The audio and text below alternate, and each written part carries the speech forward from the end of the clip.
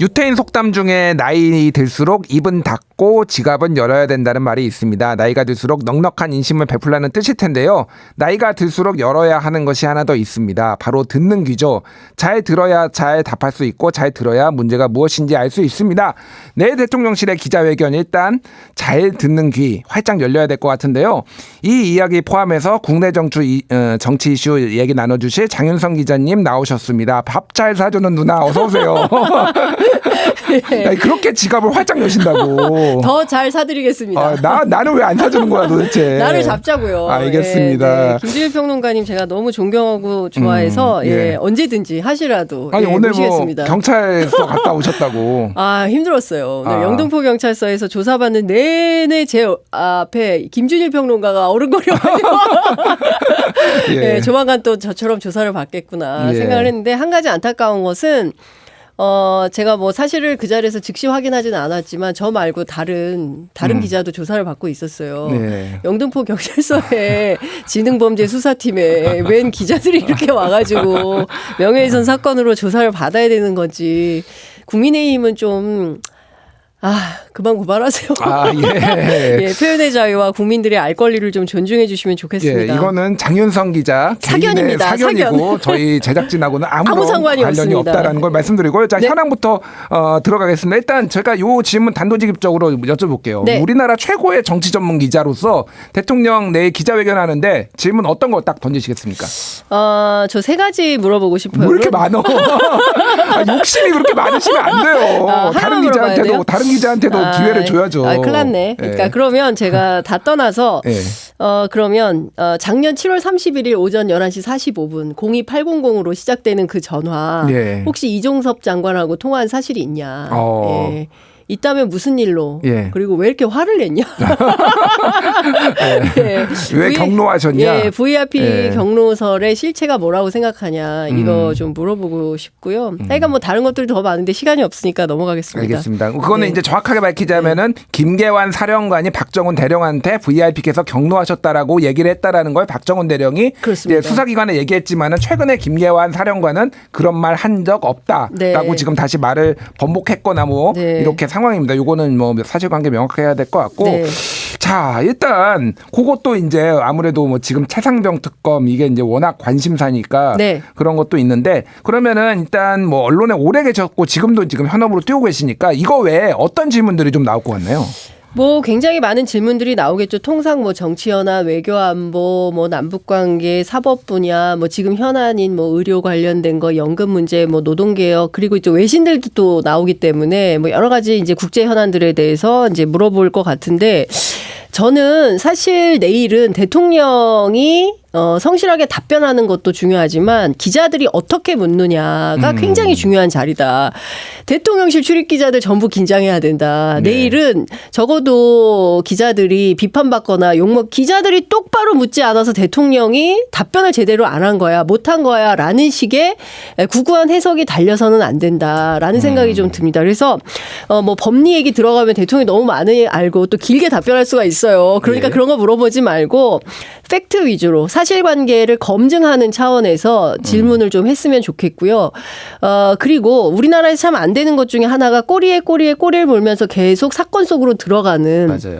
이런 질문이 좀 필요한 날이에요. 그러니까 제 질의, 제 응답. 그렇습니다. 그러니까 어차피 질문권이 나 한 사람밖에 없기 때문에 물어볼 거 이참에 다 물어볼 거야. 뭐 이렇게 하는 것도 중요하지만 서로 연대했으면 좋겠어요. 내일은 기자들이 협업하는 날이다라고 생각을 하고 내가 이거를 물어봤는데 대통령이 미진하게 답변했으면 다음 기자가 그 꼬리를 물고 대통령에게 조금 더 한 발 더 들어가는 답변을 이끌어내고 그 다음 기자가 미진했으면 그걸 더 물어보고 해서 사실 대통령이 사실로 확인할 수 있는 것들을 반드시 받아내야 된다.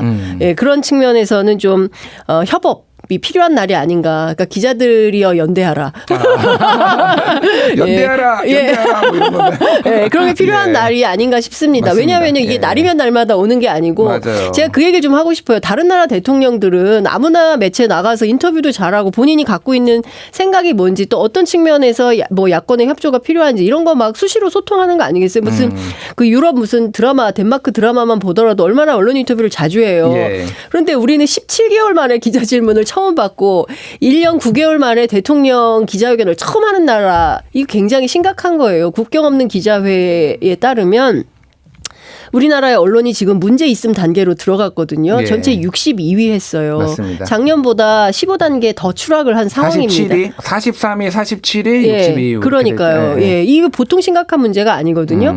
대통령은 입만 열면 뭐 자유, 소통을 강조하고 있지만 국제사회가 평가하는 대한민국 언론 지수가 이런 형편이다라고 한다면 내일은 정말 세게 묻고 안면 철수하고 혹여라도 대통령실 내가 이거 잘못 물어봤다가 불이익 당하는 거 아니야? 겁먹거나 쫄지 말고 세게 묻고 그리고 분명하게 답변을 받아내라. 알겠습니다. 내일은 기자들이 묻는 날이다. 맞습니다. 예. 그 바이든 대통령하고 윤석열 대통령하고 공통점이 하나가 있어요. 뭐예요? 역대 최악의 불통 대통령이다라는 얘기를 지금 듣고 있어요. 네. 바이든 대통령도 지금 비판을 미국의 언론에게 굉장히 많이 받고 있는데 3년 조금 넘었는데 네. 바이든 대통령이 기자회견 횟수가 33번밖에 안 됐다. 33번. 네. 근데 3년인데? 3년 조금 됐는데 3년 몇 개월 네, 됐죠. 근데 네. 오바마는 150번 하고 네. 그리고 트럼프는 80번 했는데 왜 세상에. 33번밖에 왜 한 달에 한 번밖에 안 안 하냐 했냐. 기자회견을 역대 세상에. 최악의 불통 대통령이다. 대통령이다. 이런 대통령 비판을 받고 있습니다. 세상에. 그런데 우리는 1년 네. 9개월 만에 지금 하는 기자회견 아닙니까? 네. 그러니까 더 비판 받아야 되겠네요. 아니요, 뭐 더 비판 한국적 현실이 있으니까 다만 네. 진짜 소중한 기회니까 우리 기자들께서 아니 근데 사실 예. 대통령실 이전한 이유가 소통 때문에 이전한 거 아닙니까? 맞아요. 구중궁궐 청와대에서 벗어나서 도어 스태핑하면서 아침마다 기자들에게 질문 받으면서 출근하는 대통령이 되겠다. 이게 바이든 날리면 사태 이후로 없어진 거예요. 네. 예. MBC가 잘못했네. MBC가 잘못했어. 아유, 그 잘못했네. 예. 그러니까 제가 보기에는 이제부터라도 예. 예. 그러니까 고쳐 먹겠다 마음을 그리고 국민들하고 기자들하고 적극적으로 소통하겠다 이런 차원에서 내일 기자회견에 서막을 좀 열었으면 좋겠다라는 당부 말씀 드립니다. 예, 어쨌든 내일 기자회견이 아마 대통령이나 뭐 용산 대통령실에게도 정말 중요한 게 국정 지지율 회복의 가늠자가 될 것 같아요. 많은 분들이 얘기하는 게 여기서 안 되면은 거의 끝난다. 더 이상 회복할 반등의 여지가 없다. 이런 말씀도 많이 하시더라고요. 예, 지금 예. 또 한국일보 보도에 따르면 지금 영수회담 비선 논란까지 터진 상황이기 때문에 막전 막후 그 기사 예. 이거 보통 심각한 문제가 아니에요. 그 보수 언론들이 난리가 났다. 동아일보 사설 제목이 예. 듣도 보도 못한 정치다. 뭐 이렇게 사설을 예, 썼더라고요. 그러니까요. 예. 그러니까 지금 보수 언론들도 화나고 국민의힘 당원 게시판에 불이 났다는 거 아닙니까? 탈당하겠다. 진짜 보수 괴멸하러 왔구나. 막 트로이의 이런 목마다. 목마다 뭐. 막 별별 예. 얘기가 지금 다 나오고 있기 때문에 윤석열 정부가 정말 위중한 한 순간을 지나고 있다. 이 와중에 또 오늘 장모가 석방되지 않았습니까? 아, 예. 예, 가석방이 되고 또 내일 기자회견은 또 다가오고 우리 기자들이 정말 잘 물어야 되고 윤석열 대통령도 잘 답변해야 된다 생각합니다. 그건 뭐 이제 심사위원회에서 고령 뭐 여기 형기를 네. 뭐 지난 정도를 뭐 감안을 한 거기 때문에 민간인들로 구성된 거니까 대통령실하고는 직접적인 관계가 없음을 밝힙니다. 자, 두 번째 이슈 넘어가겠습니다. 네. 이화영 술자리 회유 의혹. 야, 이게 지금 저도 어떻게 돼가는 건지 좀 궁금해요. 이거 좀 자세히 핫합니다. 설명해 주세요. 현재까지 어떻게 된 겁니까 이게? 그러니까 이제 그 뭐냐면 이 사건을 거슬러 올라가려면 원래 이 사건의 핵심은 이화영 전 평화부지사의 뇌물 의혹 사건이에요. 맞아요. 그런데 네. 이 사건이 막 굴러가다가 갑자기 이재명 대표의 대북 송금 사건하고 연계가 됩니다. 그러면서 이 사건의 본질이 뇌물 사건에서 이재명 대북 송금 사건으로 변화해요. 예. 그리고 이제 총 800만 달러가 북한으로 갔다는 건데 그거는 사실일 관계가 확인이 됐어요. 그거는. 아니 그 북한이 확인을 안 해주고 물론 있죠. 북한은 예. 확인 안 했는데 당사자들은 뭐 어느 정도 보냈다. 시인을 한 예. 거고.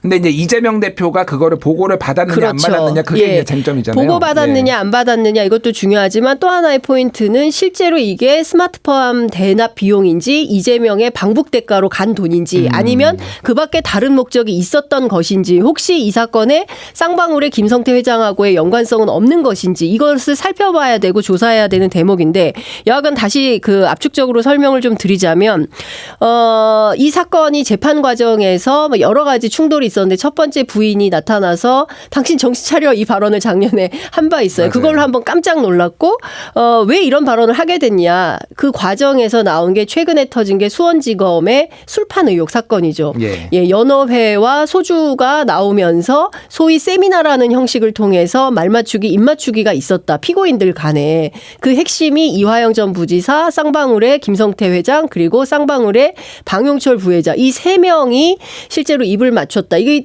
수원지검 안에서 벌어졌다면 이게 천인공노할 일이고 이 검찰 문 닫아야 된다라고 전직 검사 출신의 정치인들이 이구동성으로 주장을 하고 있는 거예요.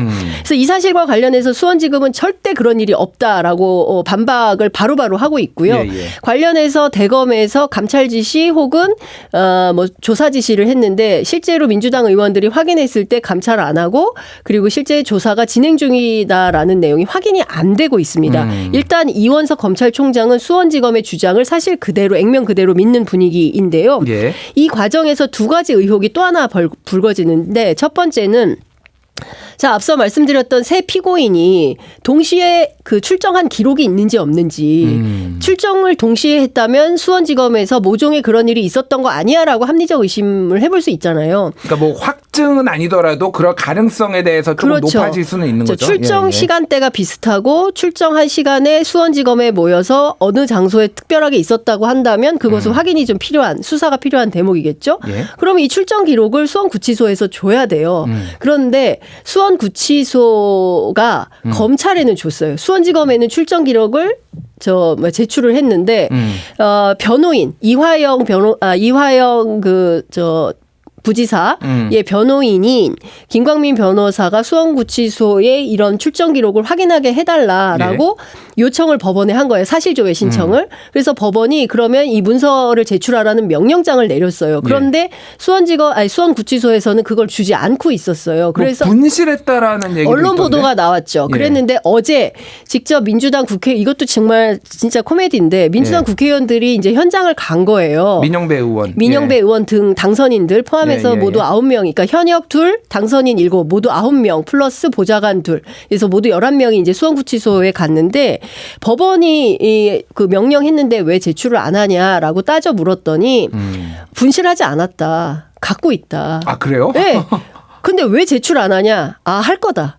언제 할 거냐? 5월 중순에 할 거다. 지금이 5월 중순이다. 아, 곧 할 거다. 이랬다는 거예요. 그런데 이 과정에서 재밌다고 말해야 될지 어떨지 모르겠지만 에피소드가 하나 더 있어요.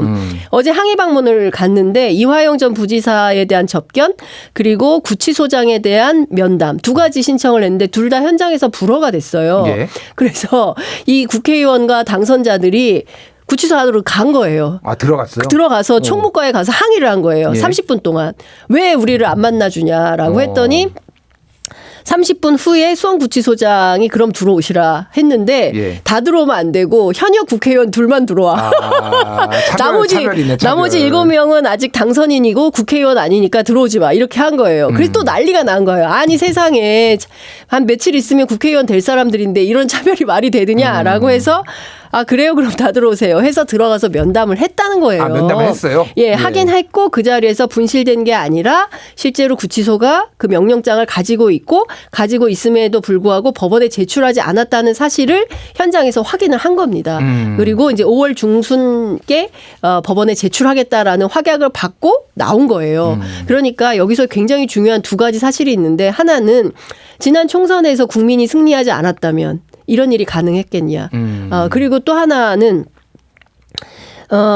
언론이나 그리고 국회의원들이 현장에 출동해서 실제로 현장에 확인하지 않았다라면 계속 우리는 분실된 줄 알고 있었던 거 아니겠습니까? 네. 이렇기 때문에 현장성이 굉장히 중요하다. 현장에 답이 있다. 이런 말씀을 좀 드리겠습니다. 너무 길어졌는데 예. 이 사건 사실은 굉장히 복잡하고 길어요. 그래서 압축적으로 다시 설명을 드리자면 두 가지가 핵심이에요. 술판이 중요한 게 아니라 그래서 수원지검 또는 검찰이 소위 얘기하는 이재명이라는 목표를 정하고 이 사람을 구속시키기 위해서 말맞추기, 진술조작, 회유, 뭐. 진술조작, 협박 이런 게 있었는지 없었는지 예. 그것을 확인하는 게 굉장히 중요한 포인트이고요. 예. 그리고 만약에 그런 사실이 있었다라고 한다면 검찰은 이게 상당히 심각한 상황에 도래하는 거다. 알겠습니다. 예, 이런 예. 말씀을 좀 드리겠습니다. 앞에 이제 황운하 조국혁신당 원내대표에게 이제 특검 요거와 네. 관련해서도 좀 여쭤봤으니까 어떻게 되는지 좀 상황 지켜보고요. 네. 어우, 시간이 엄청 부족해요. 아, 그래요? 어쨌든 예,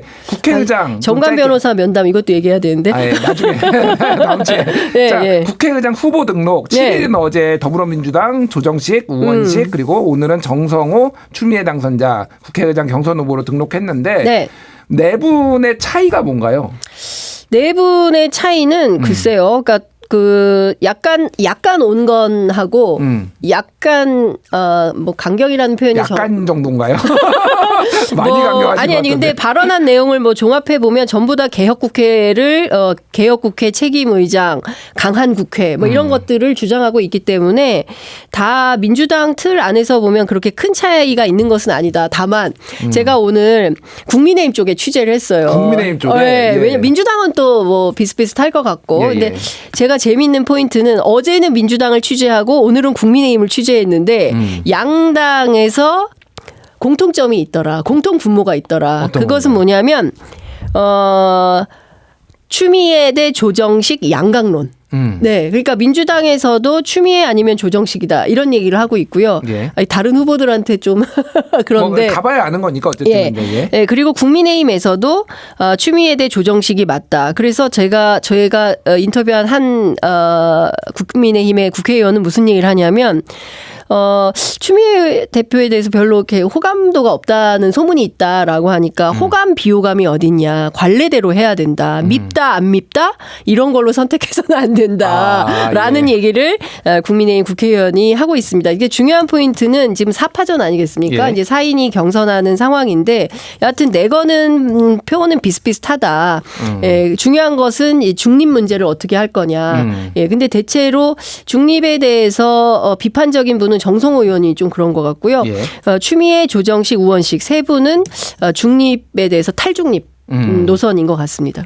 알겠습니다. 아, 시간이 부족해서 또 다음 주에 한번 시간을 모시고. 좀 더 주세요. 알겠습니다.